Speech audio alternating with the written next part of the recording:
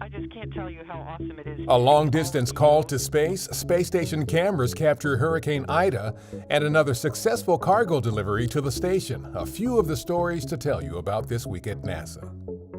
Hey guys, you really look good. During a visit to our Johnson Space Center's Christopher C. Kraft Jr. Mission Control Center, NASA Administrator Bill Nelson, Deputy Administrator Pam Melroy, and several members of Congress talked with the crew aboard the International Space Station about the station's critical role in low Earth orbit. The space station is a really great research platform, so there's lots of instruments outside the space station that are constantly taking data and can take data for years. I just can't tell you how awesome it is to see all of you, just especially the wonderful diversity of the crew. They also touched on the center's work for NASA's Artemis program to build a long-term human presence on and around the moon. And then we're going to Mars.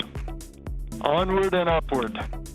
Cameras on the space station captured views of Hurricane Ida as the Category 4 storm neared the southeast Louisiana coast, where it eventually made landfall on August 29th, packing sustained winds of 150 miles per hour. More than 1 million customers reportedly lost power by midday on August 30th. Ida's landfall came exactly 16 years to the day after historic Hurricane Katrina also hit this region. When Hurricane Ida made landfall on August 29th, the storm affected our Michoud Assembly Facility in New Orleans and Stennis Space Center in Mississippi. No injuries have been reported, but both locations sustained damage. Stennis was able to open for some operations while Michoud was closed with limited access to essential personnel only, as teams conducted detailed damage assessments and initial cleanup work. Michoud manufactures and assembles some of the largest parts of NASA's Space Launch System rocket and Orion spacecraft, and Stennis is the agency's premier propulsion test complex.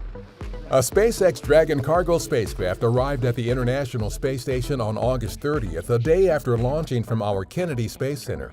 The Dragon delivered more than 4,800 pounds of cargo, including about 2,300 pounds of new science experiments that will look at how microgravity affects plant genetics, robotic assistance, bone tissue, and astronaut vision, among other phenomena. NASA is asking interested American companies for more input about approaches, options, and solutions to providing a Lunar Terrain Vehicle, or LTV. The LTV, similar to the Apollo-era moon buggy, is an unenclosed rover that will transport astronauts wearing spacesuits around the lunar South Pole during Artemis exploration surface missions to the moon. The LTV will need to last at least 10 years to span multiple Artemis missions. On September 3rd, Russian cosmonauts Oleg Novitsky and Pyotr Dubrov of Roscosmos ventured outside the International Space Station on the first of up to 11 spacewalks to prepare the new Nauka multipurpose laboratory module for operations in space.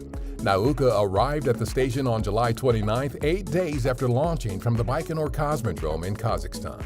That's what's up this week at NASA. For more on these and other stories, follow us on the web at nasa.gov/twan.